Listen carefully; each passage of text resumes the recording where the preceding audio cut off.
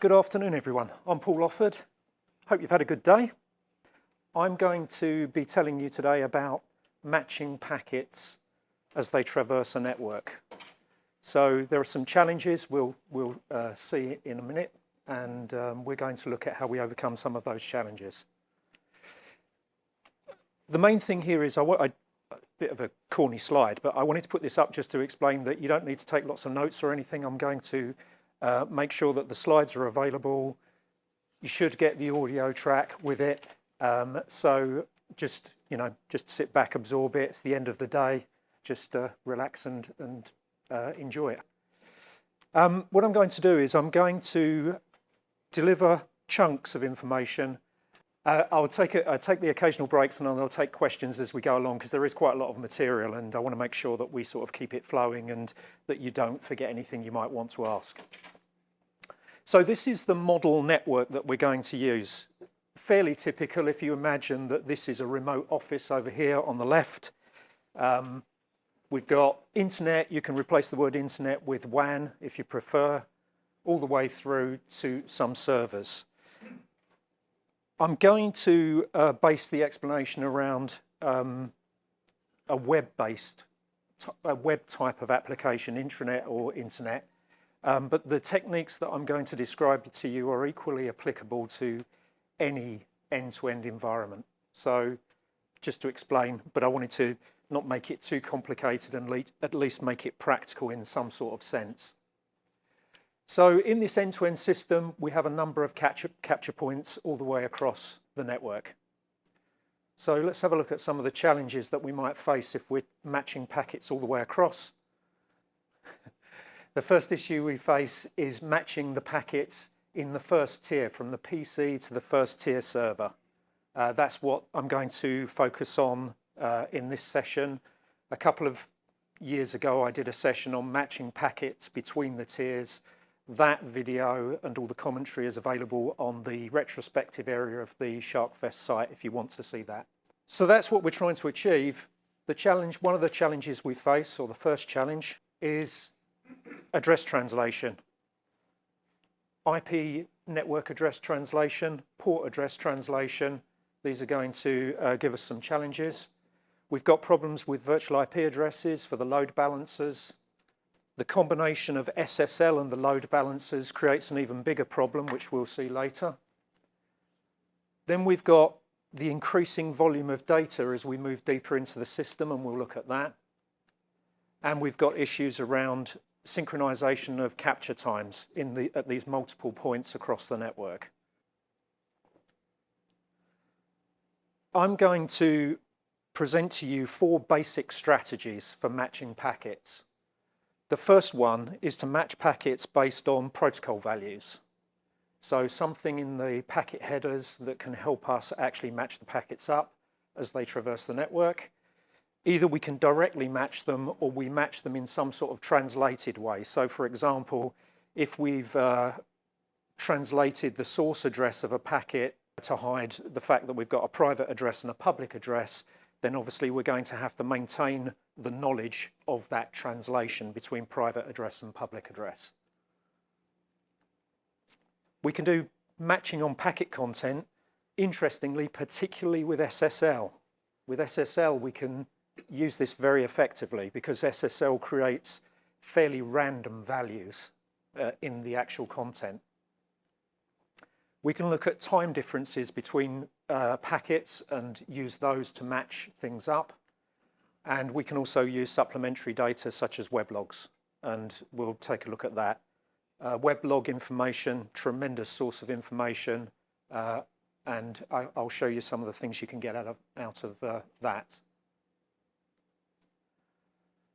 So I said traffic volume increases in that direction. So on that basis, where would we start analyzing a particular problem? At the client end, yeah, right over there. You'd start there because for a start there are fewer packets at that point.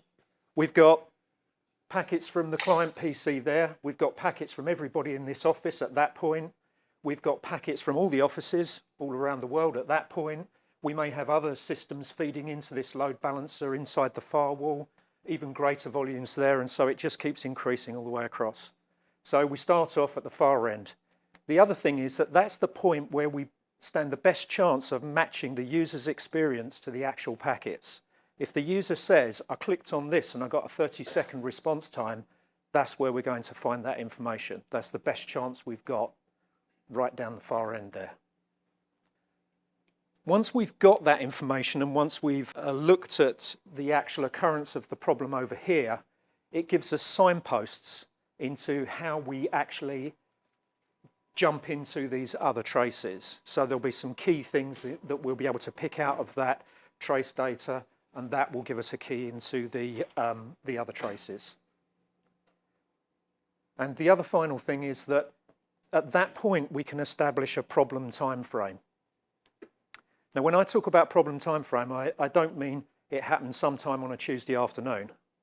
What I mean is the problem started at 16:34:22 and it ended at 16:34:26. That's the sort of time frame I'm looking for.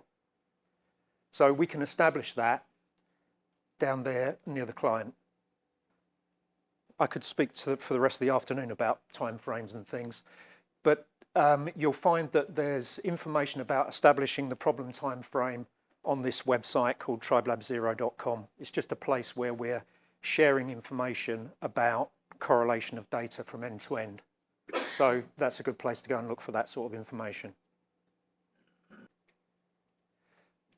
So the next thing I should tell you about is the fact that throughout this presentation I'll use the terms client and service. I don't use the term client and server, except for when I make a mistake. Why use the term service rather than server? Well, because if you look at this end-to-end system, this box here that we're calling a server, it provides services to the browser, but it also acts as a client to the database and a client to the file server. So the use of client and server is a bit of a misnomer, and I prefer to use client and service. One of the critical pieces of information, when I talked to you earlier about matching values in the protocol fields, there's this combination of values called the 5-tuple, the quintuple, and it's made up of these elements. Some information about the client, the IP address and the port number, some information about the service, IP address and port number, and then what protocol we're using. So here's an example. Address, client port, address, service port, protocol. What do you think that represents? It's web, that's right, it's web traffic. Okay, so that's a web example. How about this one? DNS, yeah, absolutely. Okay, so that gives us a way of uniquely identifying a stream within the end-to-end system. With that knowledge, let's jump straight into this and let's start to look at how we would match traffic captured at trace point 0 and then at trace point 1. Just a brief word about the fact I've used a cloud for the LAN. All I mean here is that it could be a layer 2 switched network. It could have obviously some routing in it, some layer 3 switching. So just take it as high speed, high volume, local area networking. Okay, so the 5-tuple in action. This packet is going from client to service. We've got 2 addresses, and we've got 2 port numbers, and we've got the protocol number. So we can see that this is TCP, it's port 80, so it's web traffic. Now the thing is that this identifies the stream, but we've got to bear in mind that in this case the client address will be the source address, the service address will be the destination because of the direction it's going in. Okay, so you've got to bear in mind which direction it's going in. How would you determine which end is acting as client and which end is acting as a service? Any ideas? The direction of the SYN, whoever shouted that out? Yep, that's it. So the SYN goes from client to service always. So here's one in the other direction. Sorry. that's part of the difference between service and server. In terms of TCP entities, you will still get a connection being established in the other direction, won't you? And it's this although it might be established from the server to the client, it's client to service always. Okay, so yeah, that is slightly confusing. I hadn't thought of that one. Thanks for raising that. Okay, so here's one going in the other direction. 5-tuple, all the same, but of course the addresses are swapped around because we're going in the other direction. And again, we can identify the stream. Of course, we can do this very simply with one click of the button in Wireshark, or a couple of clicks, and that's for TCP, follow TCP stream. So, not sure how to do this over there. So let's put that into there. So here we can simply pick something here, right click, follow TCP stream, close this, and now we can see that everything is going backwards and forwards between these two IP addresses and between these two port numbers. Okay, so the 5-tuple used in Wireshark. Okay, so that's all well and good. That gives us the stream, but now we need to find the actual packet. So we need to match the packet at trace point 0 to the packet at trace point 1. Here's some ways you can do it. We need more correlation points, that's true. The first thing is the TCP sequence number. If we're looking at a TCP stream, then the sequence number is a good place to match. We could also match on the IP ID, and we could actually use the number of bytes in the packet. But my preferred method, bytes is obviously a fairly vague way of defining it, but my preferred way is to use the sequence number for the simple reason that sequence number refers to the number of bytes or the the byte reference, whereas IP ID is a packet reference. These numbers will wrap over time. IP ID wraps faster because it's only got a 2-byte value. Not only that, the sequence number, because it's a byte offset, it's a fairly random number and you're unlikely to get the same value a second time, even once the number is wrapped. It could happen, but it's less likely. So my preferred way of matching between the 2 points that I've mentioned is to use the sequence number. You can use these other 2 values as a cross-check. UDP is slightly different. We've got the 5-tuple again, but now we don't have a sequence number to use. So in this case, we have to use something related to the application. And the value we can use here, this is DNS, is the DNS transaction ID. So we can find the packet in trace point 0, check the DNS transaction ID, search for that transaction ID in trace point 1. And match the 2 up.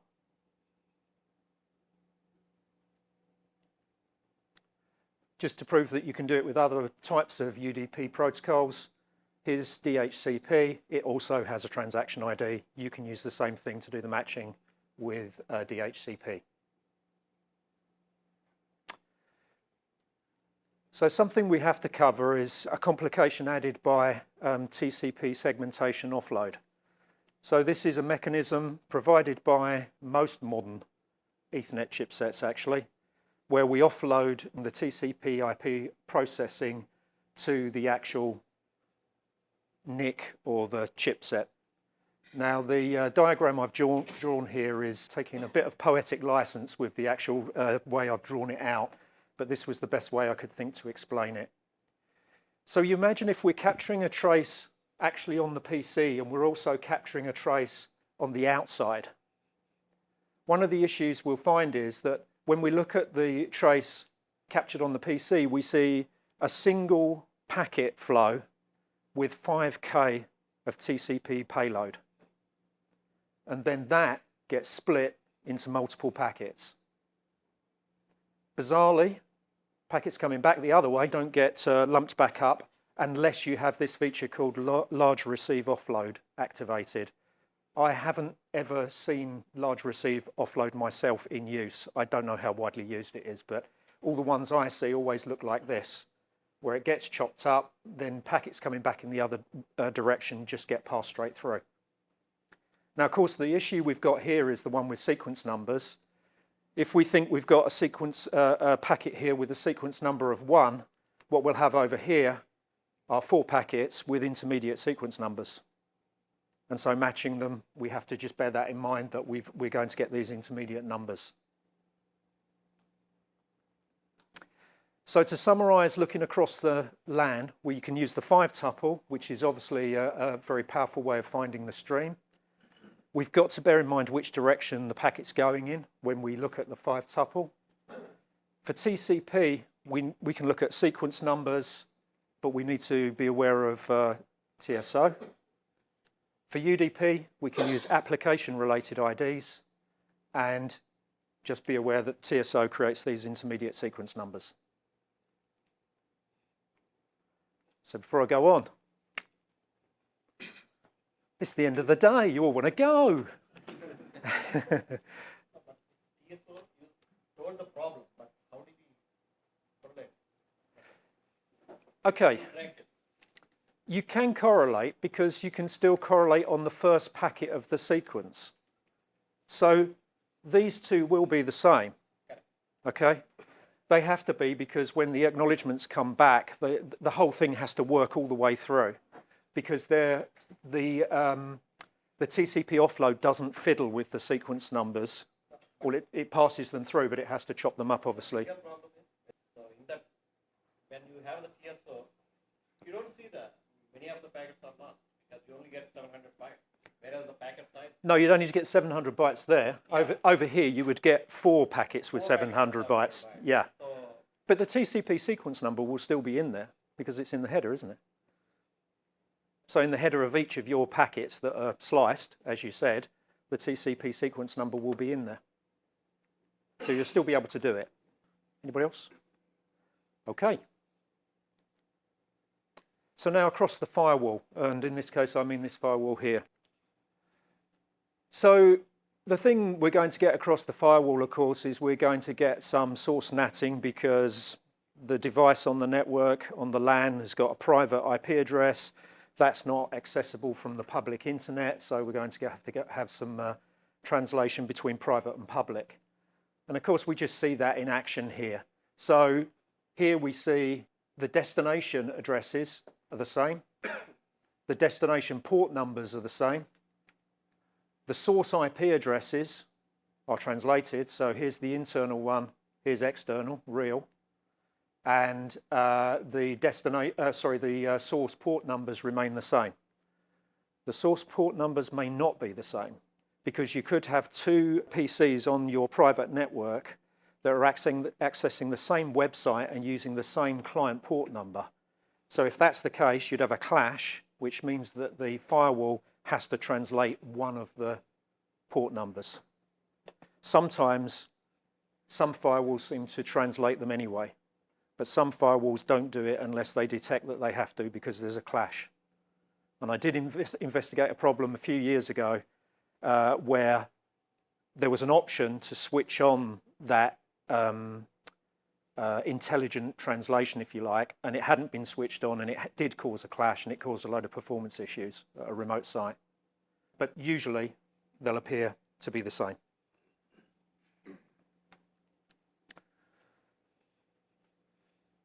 Something that you were talking about up the back, IP ID, TCP sequence number. In this case, they remain the same.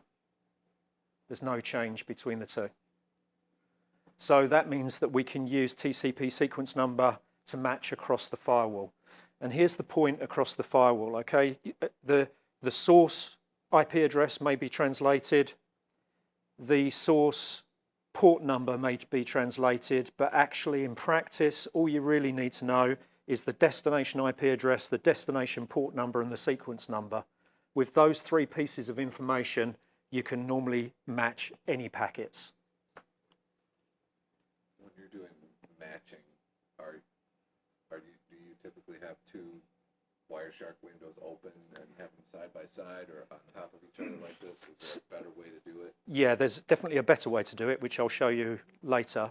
I do, but in the first instance, yeah, I probably would have them one above the other.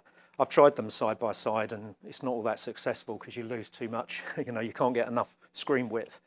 Of course, you could put it on two monitors, but yeah, I tend to have them one above the other. But I'll show you a better way later of handling that situation. Okay, now one thing about NATing is there's this concept of source NAT, destination NAT, source port translation, destination port translation. And this pretty much comes down to the way your firewall engineer might think of it.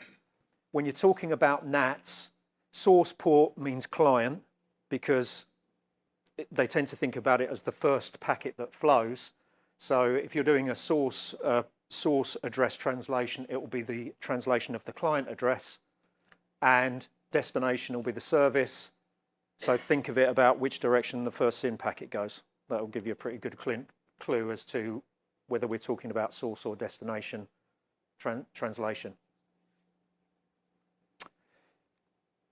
Now, the matching of the packets across the firewall is not too bad, as we've just seen. But one of the things that can help you match across any device like that, across a firewall or across a load balancer, is to use a multi-port capture.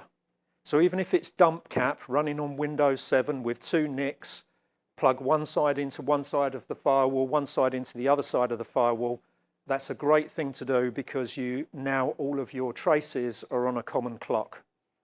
Now we can argue the toss over the processing of interrupts, the order it does it, and how accurate all this is. But in practice, I can tell you that most of the time this will work for you. We use this a lot. So it cuts down the time it takes you to analyze the data. It gives you this ability to have everything on a common clock. Okay, so summary across the firewall. We have to worry about translation.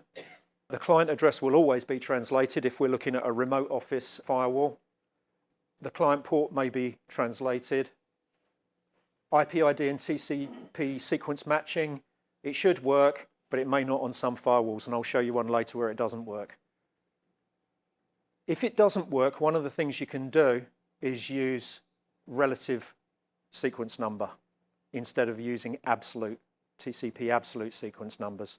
Do you understand the difference? Yeah, so there's an option in the TCP protocol setting in Wireshark.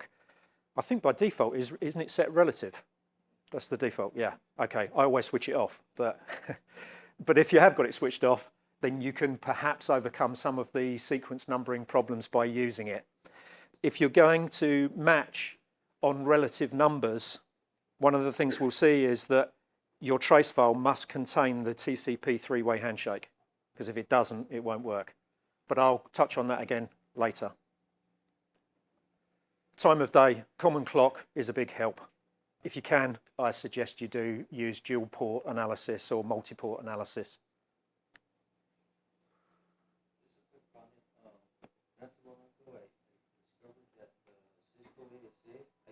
I don't know if as it goes through, if the sequence numbers that it actually uses, by the time the packet flies out different. Oh yeah, later I have an example with a Cisco ASA firewall that does exactly that. You're right. Yeah, I see what you mean.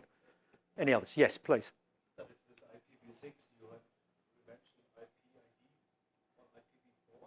Yeah, I'm sorry, I don't know enough about IPv6 to even begin to answer you. Does anybody know the answer to that question? Is there an IP ID in?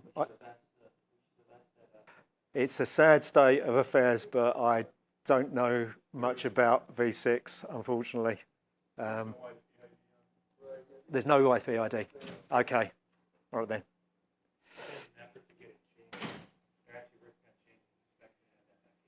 Oh, okay, cool. The other thing you can use IP ID, I'm digressing a bit here, but the other reason you can use IP ID, actually, interestingly, is if you want to tell the difference between whether you've got a retransmitted packet or you're just seeing the same packet captured twice, which is an issue you can get into when you're using SPAN, for example. The tip is If it's a retransmission, the TCP sequence number will be the same, but the IP ID will change. If it's the same packet, they'll both be the same. Okay, just, yes? So in the case of the TSO, right, when it splits the packets, the IP IDs also are different than that. They'd have to be, absolutely have to be, yeah, because they've got to be unique. So IP IDs are unique, as I understand it, between any two IP endpoints. So yeah, got to be unique. So when you're analyzing the server service and the client are in different time zones. So when you do it on your laptop, so it displays the time based on your laptop. Yeah, you're right. You can get into time zone things, and I've got a thing on that later. Yeah. So do you always set for GMT and then analyze? Well, your capture, now you can correct me if I'm wrong here, but Wireshark captures the time that it puts in the actual recorded packet is GMT, isn't it? Yeah, correct. Yeah, okay. So it's all referenced to GMT. The problem you run into is, of course, when someone, I mean, we were recently looking at a trace file captured in Sydney, and they said, oh, we got the problem at 10 in the morning. And of course, for us, it was 11 o'clock the previous night. So yeah, it does, you do have problems. So, sorry, I'm going to look at capturing across the wide area network now. There's not much to be told here.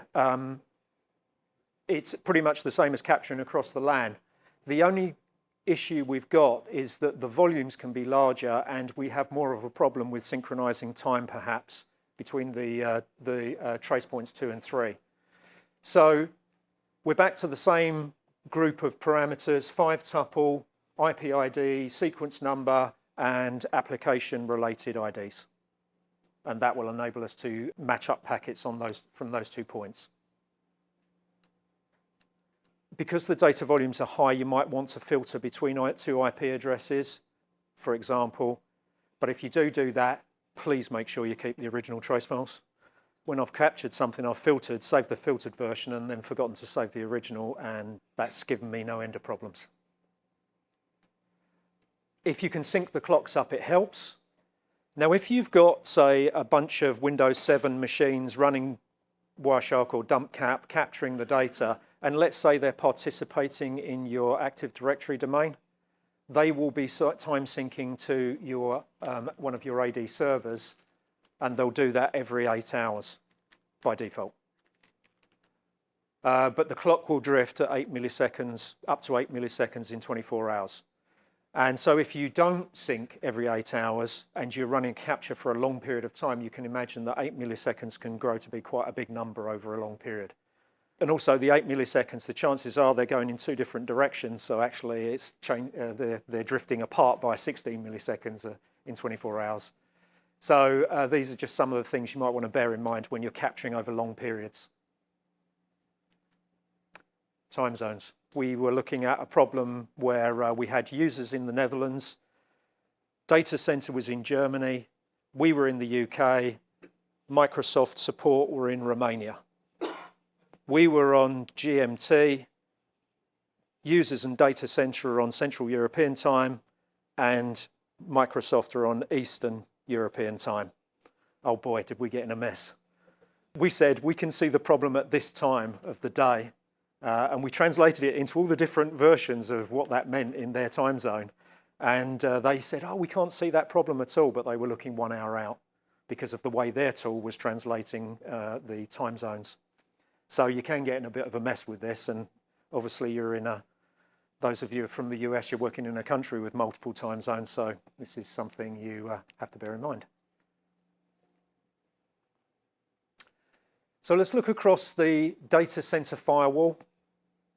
In this case, some of the concerns we're going to have is around the fact that traffic, let's say, that's heading for the load balancer, the load balancer is going to have a virtual IP address, and the chances are that virtual IP address is going to be a private address, not a public address. So we've got traffic coming in here, heading for a public address, has got to be translated to the VIP private address. So there's your first issue. So we've got destination network address translation going on. And typically the destination port doesn't get translated.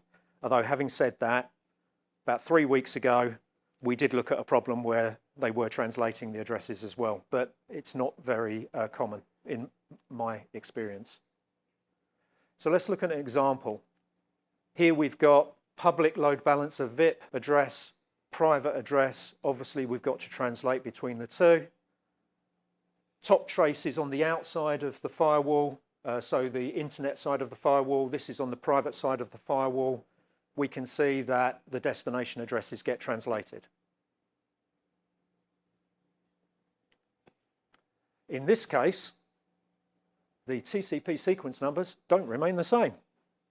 And this indeed was through a Cisco ASA firewall. So this is an occasion where we couldn't use the TCP sequence numbers, but what we can do is if we enable relative sequence numbers, now we can match them. They've both got relative sequence numbers of 303. But just to remind you, if we're going to do that, we have to see the three-way handshake within the trace file. For web traffic, because intranet and web tend to make and break connections quite rapidly, there's a good chance that we'll have everything we need in one trace file. But if you were capturing, say, for a 4-hour period, trying to capture an intermittent problem, and let's say that it was a problem with your file server, the SMB connection between the client and the file server will be established when the person logs in at the start of the day, and it won't be disconnected until they go home at the end and log out. So the chances of you having the TCP three-way handshake in your trace file are slim. So in this case, if you can't use the relative number, you'll have to use another one of the techniques that we're going to look at. How do you get the relative number to start at the right number in one or the other traces? Because when you switch it on, provided the handshake is in the same trace file, Wireshark will immediately assume that the first packet is sequence number 1. So then you have to filter out all the other streams that so that the streams line up. No. Yeah, it's per TCP connection. Yeah, so your sequence numbers are, the sequence number range is per TCP so it starts connection. Over every time there's another connection back at 1. Yeah, Okay. yeah.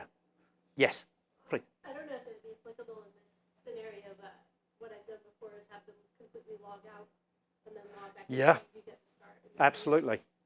Yeah, it's a good point. That's, yeah, if you can get some cooperation from the users, that's really good. Okay, so the other possibility is that we might be able to match up on deltas between packets. This is quite a simplistic version, but I think it will show you how this can be done. Now, in this case, we've got a timestamp. We've got a delta between this packet here and the previous packet of 12.191 seconds. Now, the matching packet has got a delta of 1.5 seconds or thereabouts. So the deltas don't match, but the reason is because we've got all this spanning tree stuff in the middle, mixed in with all the other traffic. So if we can filter down to just filter on the particular sessions we're interested in, what we see is that we can actually get matching deltas with that additional filter in place. And so now you can start to see how these time differences between packets can help you match things up. Particularly, and this would be the case in this case, particularly if the delta represents user think time, because user think time is pretty random. So if we can get a 12-second value between this get packet and whatever happened before that, then we can go and see if we can match it up in the other trace and look for that user think time again. Okay, so just to summarize across this firewall, we should always trace both sides of the firewall. Don't be tempted to do one side because the firewall fiddles with things, and you need the view on both sides of the firewall. Firewall may fiddle with the sequence numbers. Dual port capture is preferable if you can do it. Consider the fact that you might have a high availability pair of firewalls and it might fail over just at the time when you didn't want it to. So, or more likely, you start the capture on a Friday afternoon and someone does something over the weekend and fails it over, and you come back in the morning and you've got no data. That never happens, does it? And also, we now have the situation where we've got destination network address translation, and unfortunately, a lot of data center firewalls also translate the source address, which makes it quite difficult to match the packets up outside on the internet or on the outside of the firewall to what's going on the inside of the firewall.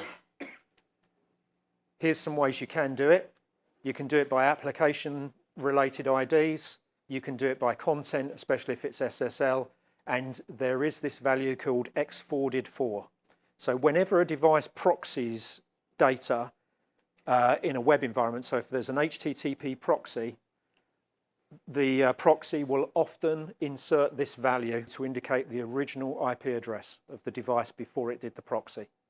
So that's a way that you can actually get this information. You can get it in web logs. You can also get it in packet headers, which we'll see. Any questions on that lot? Okay. So now we come to the load balancer. There are some particular challenges with the load balancer because, of course, most websites these days use HTTPS by default. And so that does present a particular challenge with the load balancer, which we'll come on to. But to warm us up to that subject, I'm going to start by considering what happens when we don't have encryption in place and we've just got raw HTTP flowing through the load balancer. So the first thing is that the load balancer typically acts as a full proxy. So it'll do a load of address translation, but also you can't use TCP sequence numbers or IP ID to do any matching. All of that is lost. So that's important. Now, one of the things you're going to want to do before you start analyzing these two traces is to find out who configures the load balancer and ask them to give you the details of which virtual IP addresses map to which server addresses. So it'll actually be an indirect map because it will be virtual IP address to the pool, the pool of servers, and then within the pool there will be a number of servers, and you need that translation from VIP to server IP. So that's the first thing you're going to need, and you want to get that up front before you start looking at packets. Here's a request that's traveling across a load balancer. We can see here that the destination address has been translated from sorry, what am I talking about? So in this case, the source address has also been translated. Yeah, and the destination address. Yeah, sorry. So we've got both addresses being translated. And the port numbers, yep, you're quite right. So the port numbers have got translated as well, source port numbers. So we've got a great deal of translation going on, but there's something a bit more that adds to the confusion a little more actually coming up. One of the other things you note is that the MSS values are different, just to go to proof that this is a complete proxy, and you've got things like window sizes, receive window sizes are different. And even on the inside, on the server side of the load balancer, we've got timestamping, TCP timestamping, and we're not using it on the outside of the load balancer. So there's a whole bunch of things going on here that make it a bit more challenging. Yeah. This is TCP. Oh no, that's frame length, isn't it? It's frame length. Yes. This might be off topic, but how does that, the bits and proxy, when the lead connection comes into the load balancer, does this TCP connection have to fully establish before the load balancer calls out? Oh, you've been reading my slides. That's coming up next. That's on the next slide. So hold that thought. Hold that thought. TCP timestamp. It was negotiated at the TCP handshake time. Okay, so it wasn't negotiated there, and it was negotiated there. So these are quite different. It's just all I'm really trying to get over here is that this is a complete proxying of the connection. So there's a lot of difference. Even the packet, even the data is being repackaged and all sorts of things. So let's move on a bit further. Here we see that we've got a handshake going on here on the outside of the load balancer. Here we've got a handshake going on the inside of the load balancer. But one of the things to note is the time for the session establishment on the inside of the load balancer is that time there, and that is after the establishment of the connection on the outside. Which, when you think about it, although it's a bit confusing for us, it does make sense, because if you had a partial establishment of connection and then it just dropped away, of course the server doesn't have to be bothered with that. The load balancer is protecting the server from those sorts of things. Denial of service attack, I suppose, would be, although hopefully it'd never get through this far, but you know, that's one of the things you perhaps might be guarding against here. But it actually gets a bit more confusing than even this, because we do get a slightly different effect introduced by something called delayed binding. And we'll look at delayed binding in a second. But one of the things I wanted to ask you is, when we connect through a load balancer and we're load balancing based on a cookie value, so you're familiar with the idea of stickiness of a session? Some applications, most applications probably, don't handle very well the fact that you might first start talking to one web server, and then when you hit the site again, you start talking to another web server. So a very simplistic idea is, let's say you've got a shopping basket that's kept in memory on the first web server. You hit the first web server, you buy something, it goes into the shopping basket, you sit there and think for a while, you think, I'm going to buy something else, you go into the website, it hits another web server, shopping basket's empty. Very simplistic idea, yeah? So some applications require you to be sticky. You've got to, once you've been connected to one particular server once, you need to keep being connected to that same server. Very typically, that stickiness is provided by a cookie value. Something like a cookie value like JSession ID, if you're in a Java environment, J2EE environment, ASP.NET Session ID, if you're in a .NET environment. So these are the sorts of values that your load balancer is going to want to see.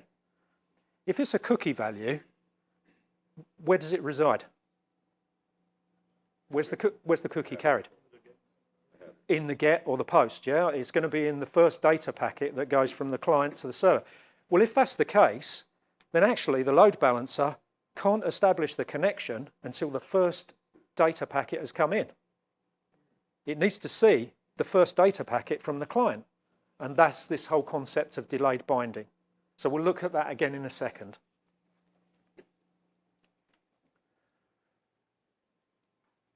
Okay, so here we have, at the top we have a trace on the outside of the load balancer, at the bottom on the inside again.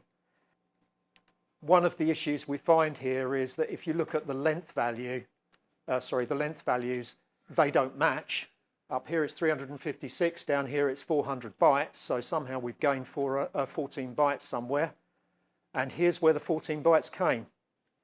Over here, we've got connection keep alive, sorry, it's a bit off the screen, and then nothing. Over here, we've suddenly got this inserted value called x forwarded 4. And if you look at the IP address in the x forwarded 4 value, it matches the original IP address before the proxy occurred. So that's a way that you can match traffic on the server side of a load balancer with traffic that's coming into the load balancer on the outside before all this proxying and translation happens.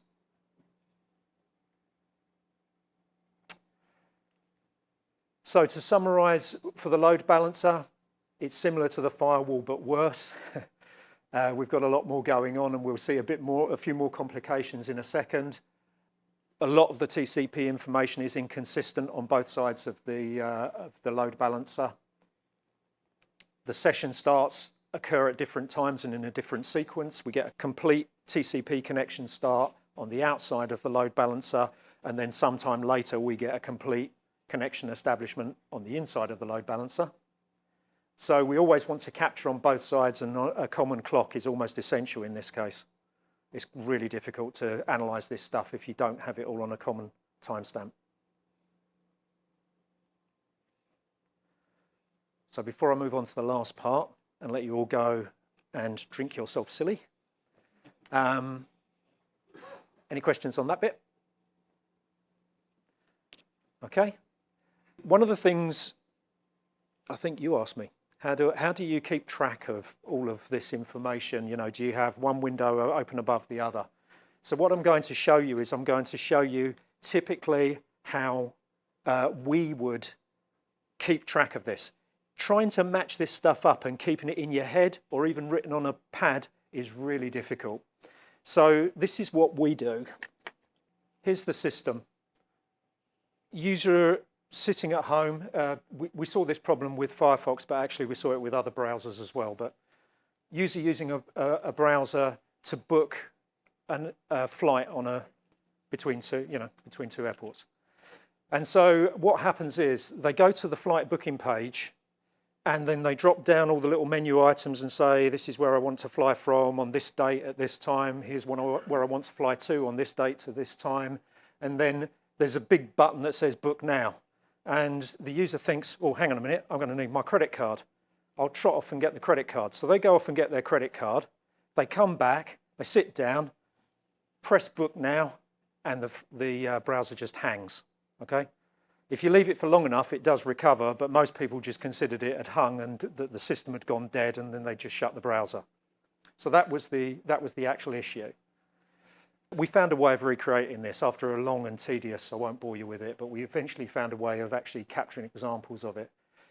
So we had a capture on the PC down the far end, capture on the outside of one of the firewalls, capture on the outside of the load balancer.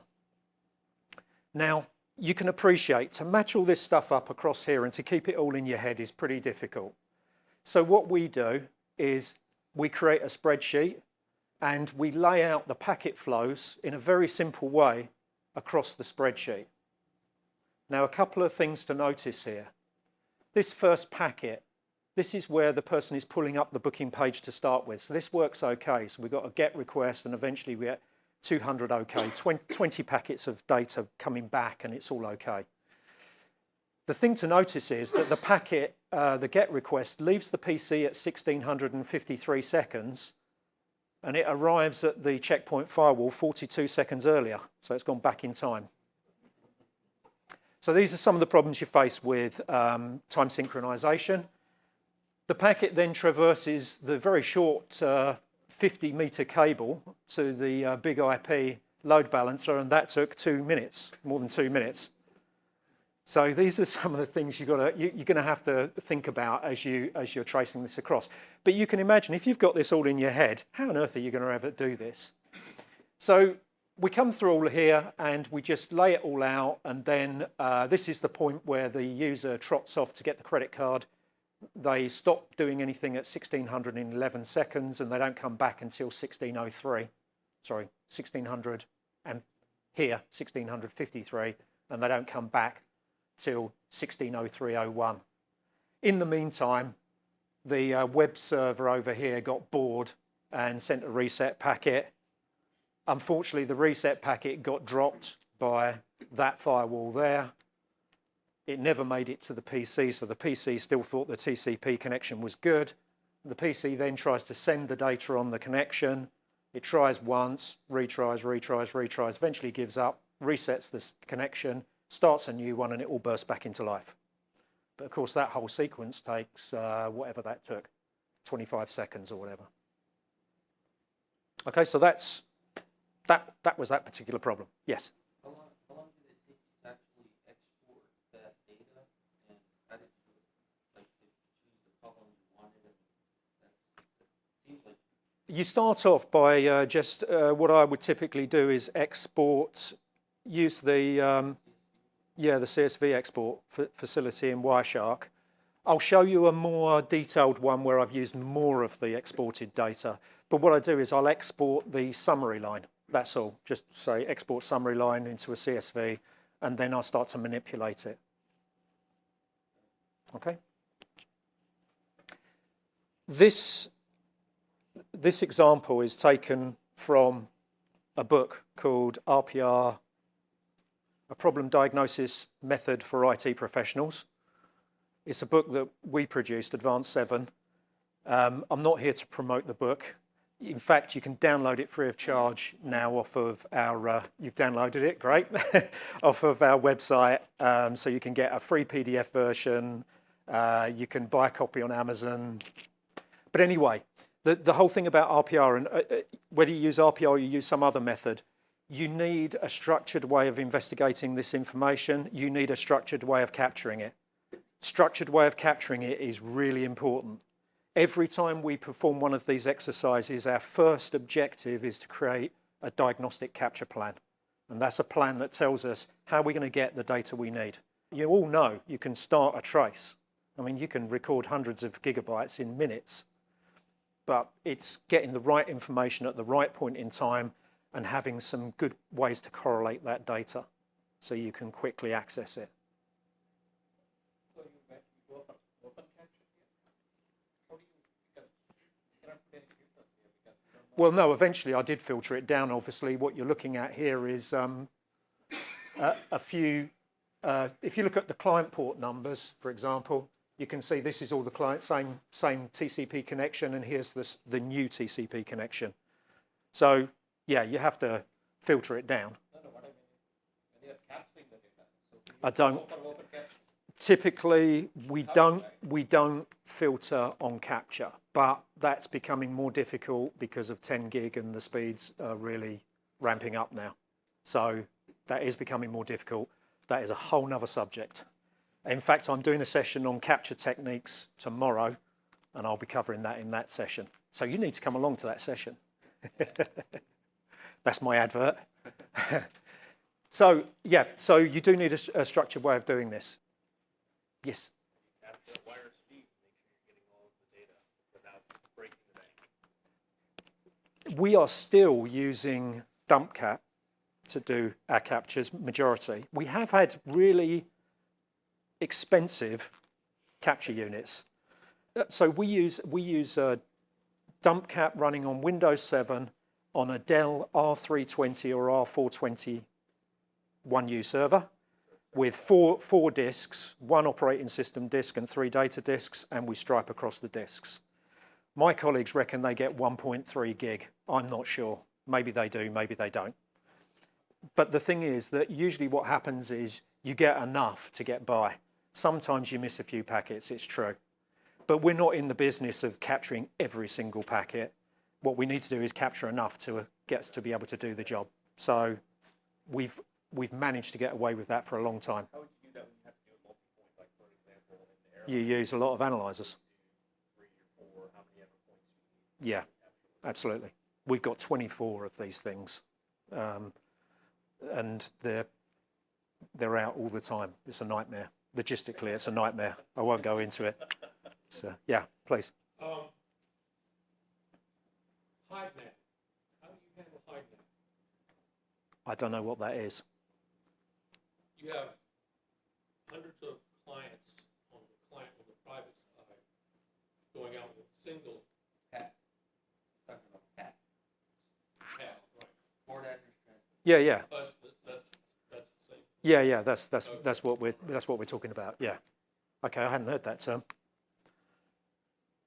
Any others? Okay. Let's take a look at SSL. So I said that SSL, this is one of the opportunities we've got to match on content. So here's a trace. It's got some SSL in it, which we'll see in a second. Here we go. We've got some SSL here. So let's, this trace is taken on the client side. So let's just pick out one particular TCP stream. Now if we start looking at some of the hexadecimal down the bottom here. Oh, let's go on a bit further. Okay, so now we're into the actual application data here. So I'll go through this. I'm just going to pick any packet at random. So here's a packet. We've got some data in it. It's got a sequence D9, B2, A4, 75. So if I can remember that. So we now flick into this trace here. sorry, let's clear that, which is a trace taken on the server side. And what we're going to do is we're going to do a find for a hexadecimal value, which I've already forgotten, D9B2, D9B2, A4, 75. And it's a hex find. I hit the button, it finds it in this trace here. Now, is this the same data? For one thing, actually this is coming at the same offset. I tried one earlier and it was actually coming in at a totally different offset. But if we then go on to match the further bytes, 6430, sure enough, 6430981E, 6430981E. So with SSL, because it's creating obviously encrypted data, the values are pretty random. So you can take 4 bytes out of the data and you can match just on the 4 bytes really quickly. You could do it with, if you had a fairly unique string in an unencrypted, in some unencrypted data, obviously you could do that as well. But you just need to pick a string that would be fairly unique. Yeah. I'm going to come on to that in a second. Yep. You then follow the TCP string here once you've got this data. You certainly could, yeah. To give you the rest of it. Yeah, you certainly could. And you can use other sorts of queues to match it up. But because this is a full proxy, it can become quite disjointed, but I'll show you how to match this stuff up in a second. So that's how we can match SSL. Now we have this particular complication, which a lot of you have alluded to, and that is the fact that when we've got SSL going through a load balancer, we've got 2 different ways of operating. We can have, I think it's just called pass-through SSL or something, where the SSL encryption is all the way from the client all the way to the server, or we can have the SSL terminate on the load balancer and then another SSL connection from the load balancer to the server. And the second one is more common. Terminate on the load balancer, create a new one. Why would you want to do that? So you can inspect it. Yep, because of that thing we talked about earlier, because of the stickiness. If you need, no, nothing to do with that. The reason you want to do it is because you want to see the cookie values, and the load balancer can't see the cookie values unless it unencrypts the packets. So it has to unencrypt them, look at the cookie value, decide where it's going to send the packet to, and then re-encrypt and send it. Well, you don't always if you are of that mind. Unfortunately, lots of people do. So they want it encrypted even across this LAN segment. I agree, it would be very helpful if they didn't, but they do. Yeah, there's no real reason other than some sort of security risk. HIPAA and everything else internally. Yeah, there's so many different aspects to this now, it's becoming quite complicated. I could rant about this for a while, but I'm not going to, so we'll just avoid that.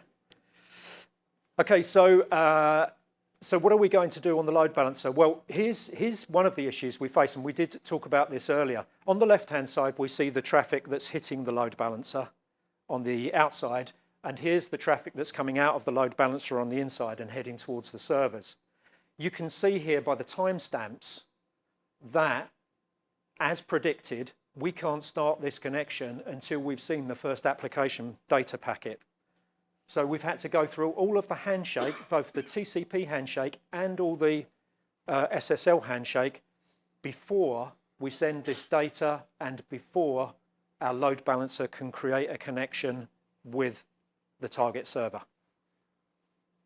Does that make sense? Yep. Okay. So a couple of things to look out for is some ways that you can start to line things up. This packet here is translated or ends up as this packet here. And the main reason you know is because this packet comes out of the load balancer immediately after that packet arrives. And then we start to look at what I'd call turns. they're going in one direction, then they go in the other. So if we look at turns, for example, this packet is going in the opposite direction. So here we've got a turn. This one's going one way, that one's going the other. This one's coming back from the server, heading back towards the client. Obviously, it must arrive at the load balancer before the outbound packet goes out. And so you can see this is 35496 and this is 35499. So this is some of the ways that you can do this. Now, visualizing this is quite difficult. So in a second, I'm going to show you a better way of doing this. The main thing here is that this idea of using turns for the application requests and responses, this is a good way to line things up. And what you're interested in, often say a post request more likely than a get request, but inbound message towards a web server may be split across multiple packets. You're interested in the last request packet and the first response packet. Last request to first response.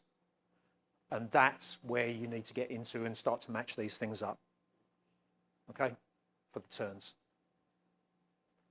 For some reason, I've talked about multi-port captures again, but it's just to reiterate, you definitely need them in this sort of environment because it's really difficult otherwise. And now I'm going to show you the spreadsheet that I started to show you by mistake. So this is an example of a particular problem where we had to match up a really complex load-balanced environment. So what we've got here is we've got two sets of trace data. We've got the stuff on the outside of the F5 load balancer, and we've got stuff on the inside of the F5. And here we've got the handshake and the SSL handshake, and then eventually we've got the first packet of data, and then we see the flow happening down here on the inside of the load balancer. And so we keep matching this up and laying it out in this way. And here we've got two packets of data that are coming back from the server, going back towards the client. All of this has been address translated, by the way, which is a real pain in the neck. And these two packets here get translated into these two packets here. And then we've got another packet coming back from the client towards the server. And there it is as it's passed through the through the load balancer.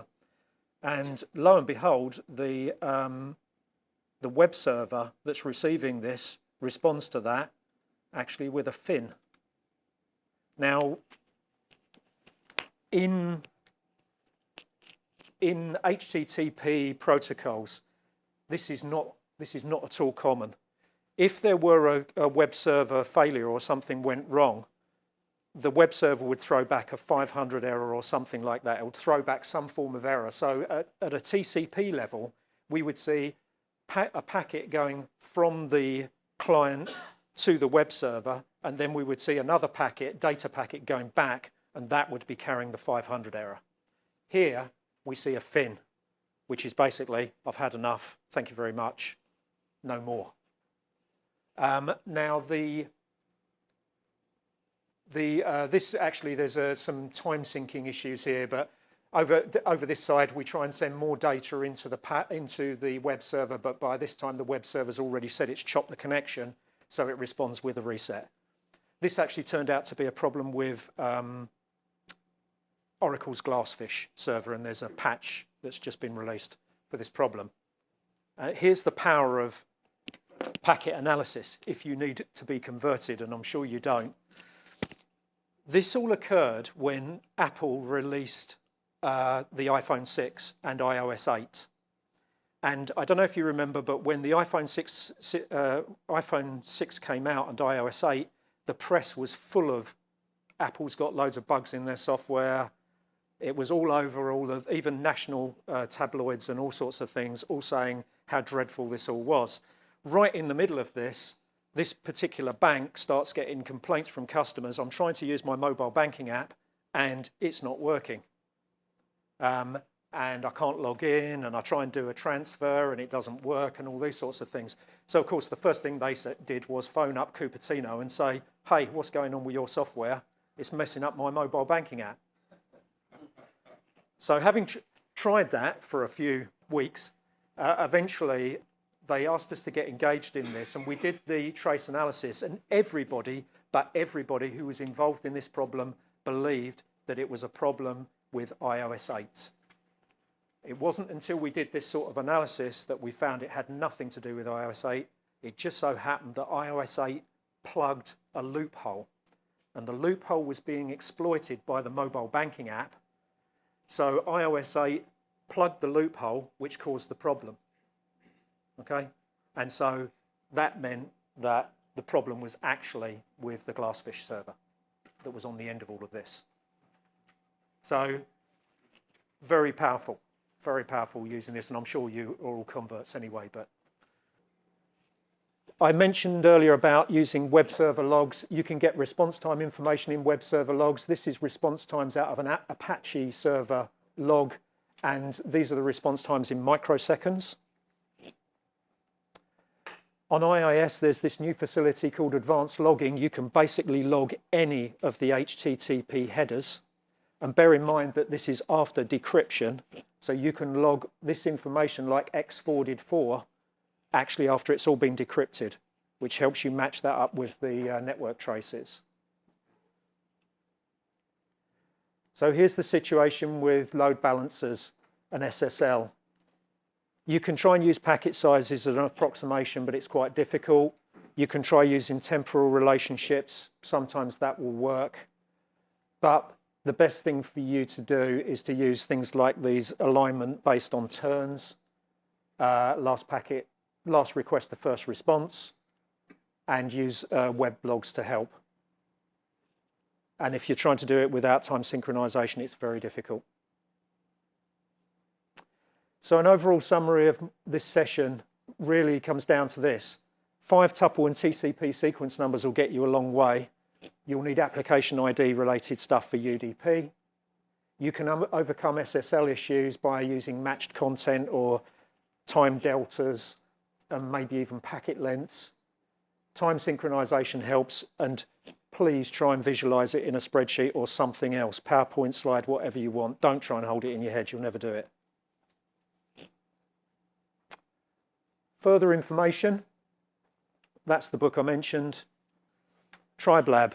This is a community that Advanced 7 is using to try and disseminate some of the information, some of the techniques that we use to troubleshoot problems, and actually we're getting some good participation with other people suggesting things as well. There is a complete network trace analysis guide on the TribeLab site, so you might want to look at that. And you can always contact me. One last question. Yeah, Sorry. sure. Question, just to make sure I understand. So when we do see a fin packet in HTTPS SSL, that's a good indicator of a 500? No.